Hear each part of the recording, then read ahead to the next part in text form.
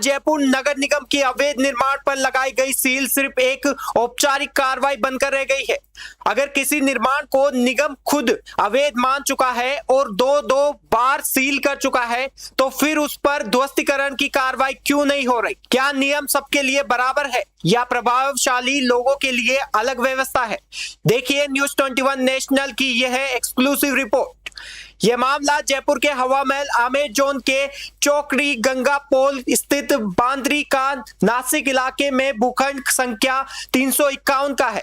आरोप है कि आवासीय श्रेणी के इस भूखंड पर आवासीय स्वीकृति के आधार पर व्यवसायिक कॉम्प्लेक्स खड़ा कर दिया गया।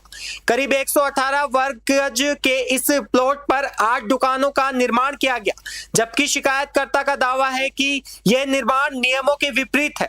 शिकायतकर्ता नसरुद्दीन अब्बासी का आरोप है कि उन्होंने इस कथित अवैध निर्माण की शिकायत नगर निगम हवा महल जोन को कई बार दी।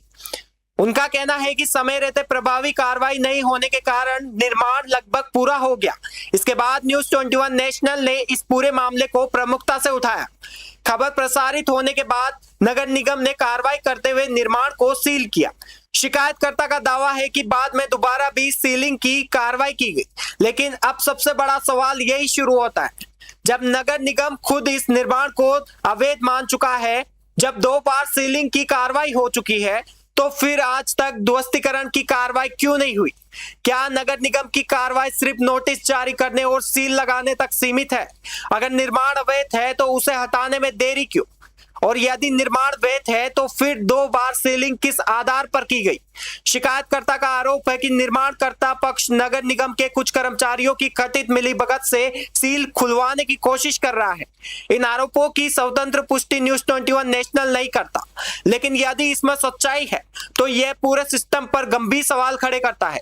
इतना ही नहीं, शिकायतकर्ता का यह भी दावा है कि इस निर्माण में बनी 4 दुकानों की रजिस्ट्रियां भी हो चुकी है।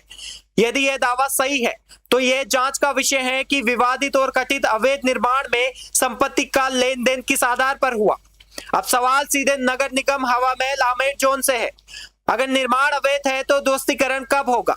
क्या कथित मिलीभगत के आरोपों की निष्पक्ष जांच होगी? और सबसे अहम, क्या कानून सभी पर समान रूप से लागू होगा या फिर प्रभावी लोगों के सामने नगर निगम की सील भी बेअसर साबित होगी? फिलहाल पूरे शहर की निगाहें हवा महल आमेर जोन पर प्रशासन पर टिकी है। अब देखना यह होगा कि निगम अपनी ही कार्रवाई पर कायम रहता है और कानून के अनुसार आगे की कार्रवाई करता है, या यह मामला भी केवल सील और नोटिस तक सीमित रह जाता है। जयपुर से ब्यूरो रिपोर्ट।